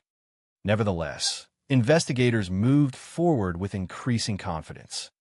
By the time the case approached trial, prosecutors believed they had assembled enough evidence to prove that Charlotte Beringer's killer was not an unknown intruder. not a robber, and not a stranger whose identity remained hidden. They believed the murderer was her nephew. What followed would become one of the most closely watched murder trials in modern Germany, a courtroom battle centered on a simple but profoundly difficult question. When direct evidence is absent, how much circumstantial evidence is enough to convict a person of murder? By the time the case against Benedikt Benz-Toff reached the courtroom, the murder of Charlotte Beringer had already become one of the most closely watched criminal investigations in Germany. The facts of the crime itself were shocking enough to attract public attention. A wealthy businesswoman had been beaten to death inside her own penthouse apartment. The attack had been extraordinarily violent. The murder weapon had never been found. There were no eyewitnesses. There was no confession. Yet prosecutors believed they had identified the killer, and they were prepared to convince a court that the evidence, while indirect, pointed overwhelmingly toward a single individual. As the trial began in 2007, public interest intensified. The case seemed to contain all the elements that generate fascination and controversy. There was wealth. There was family conflict. There were questions about inheritance. There was a brutal homicide committed in a seemingly secure environment. And perhaps most importantly, there was a defendant who insisted he was innocent despite facing accusations of one of the most serious crimes imaginable. From the outset, both sides understood that the trial would revolve around a central issue, not whether Charlotte Beringer had been murdered. That fact was beyond dispute, not whether the attack had been violent. The forensic evidence clearly established the severity of the assault. The real question was whether prosecutors could prove beyond reasonable doubt that Benz-Toff was the person responsible. That challenge was complicated by the nature of the evidence. In many murder trials, prosecutors can present a weapon recovered from suspect. They can show fingerprints left at a crime scene. They can produce surveillance footage, eyewitness testimony, or biological evidence directly connecting a defendant to the act itself. In this case, those forms of evidence were largely absent. There was no recovered murder weapon, no eyewitness who claimed to have seen the killing, no confession, no direct DNA evidence establishing that Benz had attacked his aunt. As a result, prosecutors were forced to build their case in a different way. They focused on what is known in criminal law as circumstantial evidence. Circumstantial evidence does not prove a fact directly. Instead, it invites a court to draw logical conclusions from a collection of related facts. A single piece of circumstantial evidence may be weak on its own. However, prosecutors argued that when all the pieces in this case were viewed together, they formed a powerful and convincing picture. The prosecution's theory rested on three major pillars. The first was motive. The second was opportunity. The third was the overall pattern of evidence collected during the investigation. According to prosecutors, motive began with money. Charlotte Beringer possessed substantial wealth. She owned valuable property and a successful business. Her estate was worth millions of euros. Because she had no children, questions regarding inheritance became especially important. Investigators had concluded that Benz stood to benefit significantly from her estate. Prosecutors further argued that Charlotte had been considering changes to her will. If those changes occurred, they claimed Benz could potentially lose a future inheritance. This possibility became the centerpiece of the state's theory. The prosecution argued that fear of losing access to a large fortune provided a compelling reason for murder. To them, the crime was not random. It was not the work of an unknown intruder. It was a calculated act driven by financial self-interest. The second element involved opportunity. Investigators had spent months examining timelines, movements, communications, and personal relationships. Prosecutors argued that these factors placed Benz in a position where he could have committed the crime. They pointed to information gathered during the investigation, including phone data, travel timing, witness statements, and various details they believed were consistent with guilt. The prosecution also highlighted what they viewed as inconsistencies within certain aspects of Bentz's account of events. Taken individually, these issues might not have appeared decisive. Taken collectively, prosecutors argued they reinforced their theory. The third element involved a broader interpretation of evidence. The state argued that while no single piece of evidence independently proved guilt, the entire collection pointed toward one conclusion. Their argument was essentially cumulative. If Charlotte's relationship with Bentz had deteriorated, if inheritance was threatened, if opportunity existed, and if other investigative findings aligned with the theory, then prosecutors believed the court should conclude that Bentz was responsible. Throughout the proceedings, prosecutors attempted to demonstrate that alternative explanations were less convincing. The defense saw the situation very differently. From the beginning of the case, Bentz maintained that he had not murdered his aunt. His position remained consistent. He denied involvement. He denied being the killer. And his legal team built their strategy around a simple but powerful argument. The prosecution, they said, could not prove its case directly. Again and again, the defense returned to the missing evidence. Where was the murder weapon? No one could answer. Where was the direct forensic evidence? There was none. Who witnessed the crime? Nobody. Who heard a confession? Nobody. What DNA evidence directly connected Bentz to the killing itself? None. The defense argued that these absences were not minor details. They were fundamental weaknesses. According to their position, the prosecution's theory required the court to make assumptions. The state was asking judges to infer guilt from circumstances rather than establish it through direct proof. Defense attorneys repeatedly emphasized that suspicion, even strong suspicion, is not the same as certainty. A person might possess a motive without committing murder. A person might have opportunity without acting upon it. A person might benefit from a death without causing it. The defense argued that the prosecution was constructing a narrative rather than proving a fact. As the trial continued, the courtroom became the stage for a broader debate about the nature of evidence itself. How much weight should be given a motive? How persuasive is circumstantial evidence? Can a person be convicted of murder when direct forensic proof is absent?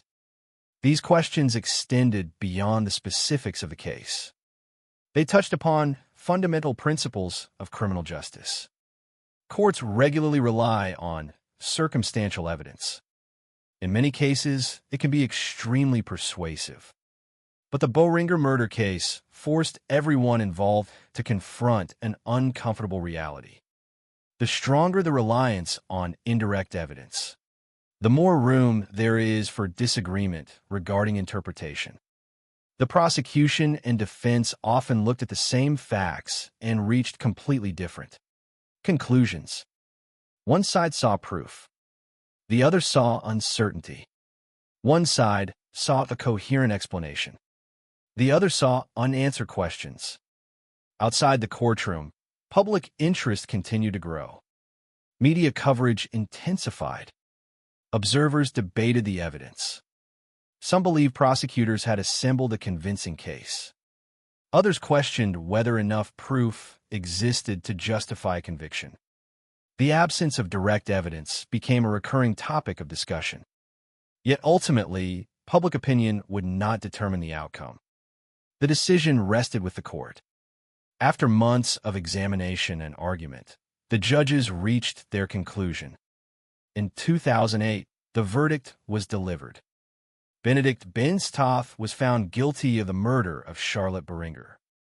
For prosecutors, the verdict represented validation of years of investigative work. The court accepted the state's theory. It concluded that the circumstantial evidence, when viewed as a whole, established guilt. The conviction carried enormous consequences. The court imposed a sentence of life imprisonment, but the punishment extended beyond the standard life sentence. The judges also determined that the crime involved what German law describes as a particularly severe degree of guilt. This classification was critically important. Under German law, such a finding can significantly affect the possibility of early release. It reflected the court's assessment of both the seriousness of the crime and the circumstances surrounding it. For Bentz, the verdict changed everything. The man who had helped discover his aunt's body was now legally recognized as her killer.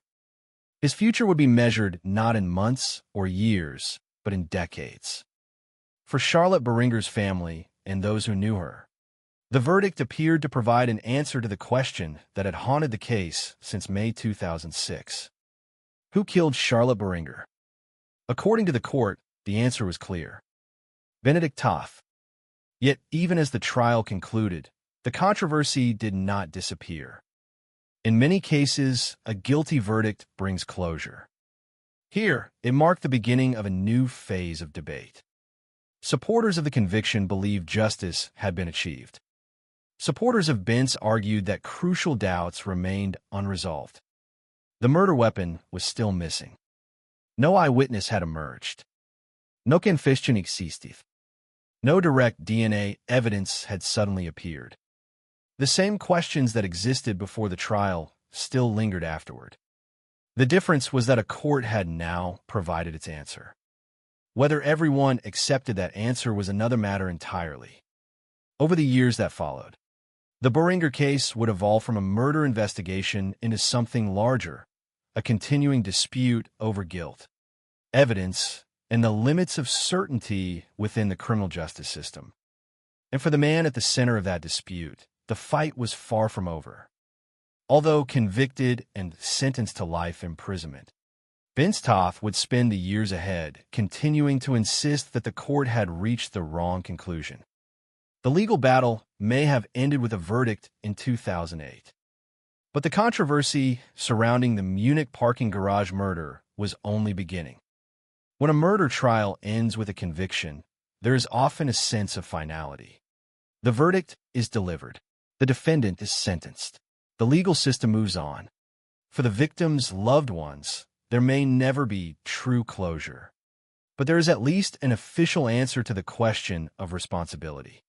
In many cases, public attention gradually fades.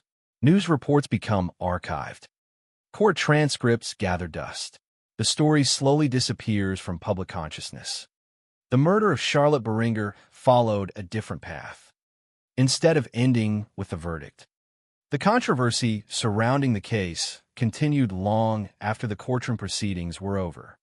In some ways, the years that followed the conviction became almost as significant as the investigation and trial themselves. Because while the German courts had reached a conclusion, not everyone was convinced that every question had been answered.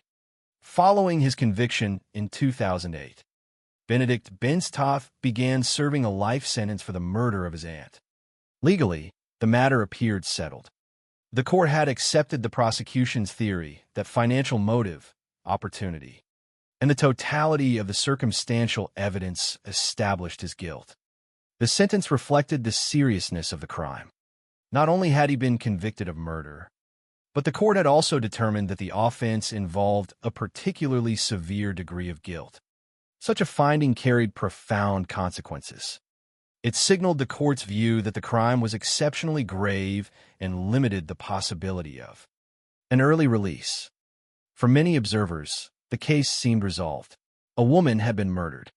A suspect had been identified, prosecuted, and convicted. Justice, in the eyes of the legal system, had been delivered. Yet Bentz never accepted that conclusion. Throughout his imprisonment, he continued to maintain the same position he had held from the beginning of the investigation. He insisted that he was innocent. He denied killing Charlotte Beringer. He denied being responsible for the brutal attack that ended her life. As the years passed, his claims of innocence did not disappear. If anything, they became more central to the public conversation surrounding the case. Supporters, family members, and various observers continued examining the evidence and asking whether the conviction had truly resolved the mystery. Their concerns were rooted largely in the same issues that had generated controversy during the trial. The murder weapon had never been found. This fact remained difficult to ignore. In countless homicide cases, the weapon serves as one of the strongest pieces of evidence. It can provide forensic links, establish ownership, and connect a suspect directly to a crime. In the Beringer case, the weapon remained absent. Years of investigation had failed to locate it. The object used to inflict at least 24 devastating blows had seemingly vanished without a trace. For critics of the conviction, the missing weapon represented a lingering gap in the prosecution's narrative. Questions also remained regarding forensic evidence. Throughout the investigation and trial, there had been no direct DNA evidence proving that Bentz committed the murder. This absence did not prevent the court from convicting him, but it continued to fuel debate among those who questioned the verdict. Some supporters argued that certain DNA-related traces had never been fully explained to everyone's satisfaction. Others believed that unresolved forensic questions warranted additional examination. At the same time, critics of the investigation raised another concern. They suggested that investigators may have focused on Bentz too early in the case. According to this view, once detectives became convinced that Charlotte's nephew was the likely killer, alternative possibilities may not have received equal attention. This argument became one of the most common themes among those advocating for a review of the conviction. It did not necessarily prove innocence, nor did it establish that another suspect existed. Rather, it reflected a broader concern about investigative bias and the possibility that early assumptions can shape the direction of an inquiry. Supporters of Bentz repeatedly questioned whether other avenues had been explored thoroughly enough before investigators concentrated their efforts on him. These arguments helped keep public interest alive long after the trial concluded.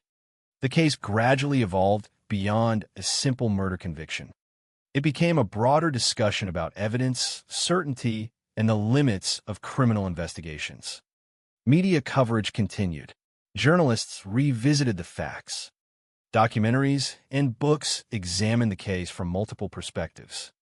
The debate persisted because the underlying tension remained unresolved. The court had found Bentz guilty beyond a reasonable doubt. Yet some observers continued to see reasonable doubt where the court did not. This disagreement ensured that the Munich parking garage murder would remain part of Germany's public consciousness for years. Meanwhile, Bentz continued pursuing legal avenues aimed at challenging his conviction. Efforts were made to seek reconsideration of the case. Supporters argued that unanswered questions justified further review. Multiple attempts were undertaken to obtain a retrial or a fresh examination of the evidence. These efforts ultimately proved unsuccessful. Despite continued challenges, the conviction remained in place. The legal system did not overturn the verdict. The judgment stood. Yet the persistence of these efforts demonstrated how deeply contested the case had become. For some people, the conviction represented justice. For others, it represented a possible miscarriage of justice. The existence of these competing interpretations ensured that the story never truly faded away. Then, after approximately 17 years behind bars, another significant development occurred. In 2023, Bentz was released from prison under conditional release provisions. The news immediately reignited discussion of the case. For supporters, the release marked an important milestone after nearly 2 decades of incarceration. For others, it served as a reminder of the crime that had begun the entire controversy. Yet one crucial fact remained unchanged. Release did not equal exoneration. Bentz's conviction remained legally valid. He was not declared innocent. The judgment against him was not overturned. Under German law, he continued to be regarded as guilty of the murder of Charlotte Beringer. This distinction is essential to understanding the current state of the case. Freedom and exoneration are not the same thing. A person may leave prison while a conviction remains fully intact. That was the reality facing Bentz after 2023. Even outside prison, he continued seeking recognition of his claims of innocence. The legal battle had not ended. It had simply entered a new phase. By 2026, efforts related to obtaining further review of the case continued to attract attention. The possibility of future legal developments remained a subject of public interest. Whether those efforts would ultimately succeed was uncertain. What remained certain was that the debate itself had never disappeared. Nearly 2 decades after Charlotte Beringer's death, fundamental questions continued to divide observers. Was the court correct in concluding that the circumstantial evidence established guilt beyond reasonable doubt? Did investigators accurately identify the killer? Or do unresolved uncertainties still linger beneath the surface of the case? Those questions may never be answered to everyone's satisfaction. Perhaps that is why the story continues to resonate. At its heart, the case is not merely about a murder. It is about the difficulty of achieving certainty when crucial pieces of evidence are missing. It is about the tension between legal conclusions and public skepticism. It is about the difference between what can be proven directly and what can be inferred from surrounding circumstances. Most importantly, however, it is about a life that was taken. In the years since the verdict, discussions about evidence, inheritance investigations, and appeals have often dominated public attention. Yet beneath all those debates remains the person whose death made the case possible. Charlotte Beringer was not simply the victim in a legal controversy. She was a successful businesswoman who built a prosperous life in Munich. She was a widow living in the penthouse above the business she owned. She was a family member, a friend, and a person with plans for the future. On May 15, 2006, that future ended in a hallway near the entrance of her home. The violence of the attack shocked investigators. The mystery that followed captivated a nation. And the arguments that emerged afterward continue to shape discussions about the case to this day. Somewhere within the story lies a question that remains as powerful now as it was on the day the body was discovered. Did the courts identify the correct killer? Or does an element of uncertainty remain forever embedded in the case? Germany's legal system delivered its answer in 2008. Many accepted that answer. Others did not. What cannot be disputed is that Charlotte Beringer lost her life, that a man spent approximately 17 years in prison for her murder, and that the debate surrounding the Munich parking garage murder has endured far longer than most criminal cases ever do. Nearly 20 years later, the shadows of that penthouse apartment still stretch across the public imagination. The weapon has never been found. The arguments have never fully ended. And one of Germany's most controversial murder cases continues to stand at the intersection of justice, doubt, and the enduring human search for certainty. Nearly every criminal case reaches a point where the story settles. The investigation ends. The courts issue their judgment. The public gradually moves on. New headlines replace old ones. New tragedies capture attention. Even the most shocking crimes eventually fade into history. Yet there are rare cases that resist that process. Cases that remain alive, not because new evidence continually emerges, but because the original questions never seem fully resolved. The murder of Charlotte Beringer belongs to that category. Even after years of investigation, a lengthy trial, a life sentence, and nearly 2 decades of legal proceedings, the case continues to occupy a unique place in Germany's collective memory. It is remembered not only for the brutality of the crime itself, but also for the uncertainty that has followed every stage of the story. In many ways, the murder created 2 separate narratives. The first is the official narrative established by the courts. According to that narrative, Charlotte Beringer was murdered by her nephew, Benedikt Benztoth. Investigators identified a motive rooted in inheritance. Prosecutors assembled a chain of circumstantial evidence. Judges reviewed the facts and concluded that the evidence established guilt beyond reasonable doubt. The verdict was delivered. The sentence was imposed. From a legal perspective, the case was solved. But alongside that official narrative exists another story, one built around the questions that remain unanswered. It is a story that begins with a simple observation. The murder weapon has never been found. This fact has become one of the defining features of the case.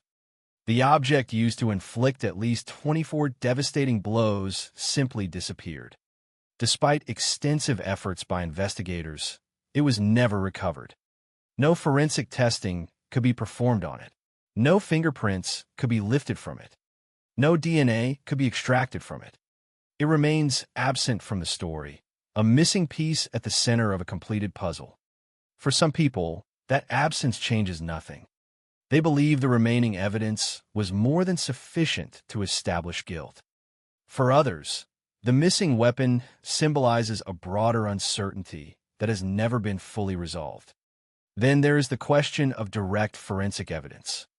Modern criminal investigations often create an expectation that every major case will eventually be supported by DNA, fingerprints, surveillance footage, or some other form of definitive scientific proof. The Boehringer case never offered that kind of certainty.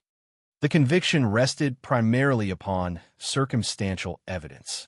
Legally, that is entirely possible. Courts around the world regularly convict defendants based on circumstantial cases. Yet in the public imagination, the absence of direct forensic proof has remained a source of controversy. It has allowed doubts to survive where other cases might have reached a clearer conclusion. Another reason the case continues to provoke discussion is that it touches upon a larger philosophical question about justice itself. How much certainty is enough? Criminal courts do not require absolute certainty. They require proof beyond reasonable doubt. Those are not identical standards. Absolute certainty is often impossible. Human memory is imperfect. Witnesses make mistakes. Evidence disappears. Crimes occur in private. If courts demanded perfect certainty, many crimes would never result in convictions.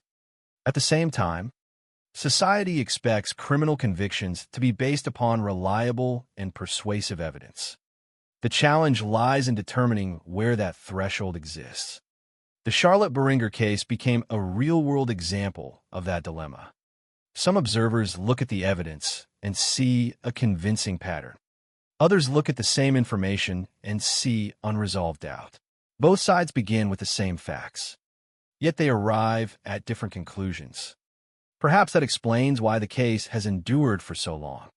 It forces people to confront uncomfortable questions about how truth is established. Was the court's conclusion the only reasonable interpretation of the evidence? Or was it merely one interpretation among several possibilities? The debate persists because neither side can completely eliminate the arguments of the other. The supporters of the conviction point toward the court's findings and the cumulative weight of the evidence. Supporters of Bent's point toward the missing weapon, the lack of direct DNA evidence, and the possibility that investigators focused on him too early. The result is a case that remains suspended between legal certainty and public skepticism. Yet beyond the legal debates lies something even more important, a human tragedy. It is easy, after years of discussion, to become absorbed by questions of evidence and procedure. Court documents, investigative theories, and legal arguments can dominate the conversation. But at the center of the case stands a woman whose life ended violently and unexpectedly. Charlotte Boehringer was not merely a victim in a famous murder trial. She was a person who built a successful business. She was a widow who continued managing her affairs independently. She was someone who expected to wake up on May 15, 2006, and continue living the life she had created for herself. Instead, that day became her last. Her final hours remain hidden behind a veil of uncertainty. Nobody witnessed the attack. Nobody has publicly explained exactly what occurred inside the penthouse. The silence surrounding those final moments remains one of the most haunting aspects of the case. There is also a broader lesson embedded within the story. The criminal justice system is often portrayed as a machine capable of producing definitive answers. In reality, it is a human institution operating within human limitations. Investigators work with incomplete information. Prosecutors construct theories from available evidence. Defense attorneys challenge those theories. Judges and juries evaluate competing interpretations. Sometimes the result feels clear. Sometimes it does not. The Beringer case illustrates both the strengths and limitations of that process. The system reached a conclusion, yet the debate survived.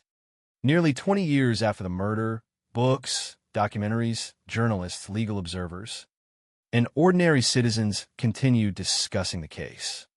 New generations encounter the story and find themselves asking the same questions that emerged during the original investigation. Who killed Charlotte Beringer? Was justice fully achieved? Could additional evidence one day change the public understanding of the case? Or will the answers remain forever out of reach? As of 2026, those questions continue to linger. Efforts related to reviewing aspects of the case remain a topic of interest. Benstoff continues maintaining his innocence. The conviction remains legally valid. The murder weapon remains missing. The controversy remains alive. Few criminal cases manage to preserve that level of public attention for so long. Fewer still remain capable of dividing opinion nearly 2 decades after the crime occurred. Yet the Munich parking garage murder continues to do exactly that. Perhaps the enduring power of the case comes from its contradictions. It is simultaneously solved and disputed, legally settled and publicly debated, familiar and mysterious. The court declared the case closed. The public conversation never truly did. And so the story ends where it began, inside a penthouse apartment above a parking garage in the heart of Munich. A successful businesswoman fails to appear for an evening engagement. Concern grows. A body is discovered. A family member becomes the primary suspect. A conviction follows. Years pass. Yet the central mystery never completely fades. Somewhere between the evidence that was found and the evidence that never was, between the verdict that was delivered and the doubts that remained, lies the reason this case continues to fascinate Germany. It is not simply a story about murder. It is a story about uncertainty, about how a single unanswered question can outlive an entire trial, about how the search for truth sometimes continues long after a courtroom has spoken. Charlotte Beringer's life ended on May 15, 2006. The debate surrounding her death did not. And even now, as the years continue to pass, the shadow of the Munich parking garage murder remains, a reminder that some mysteries are not defined by what we know, but by what we may never know.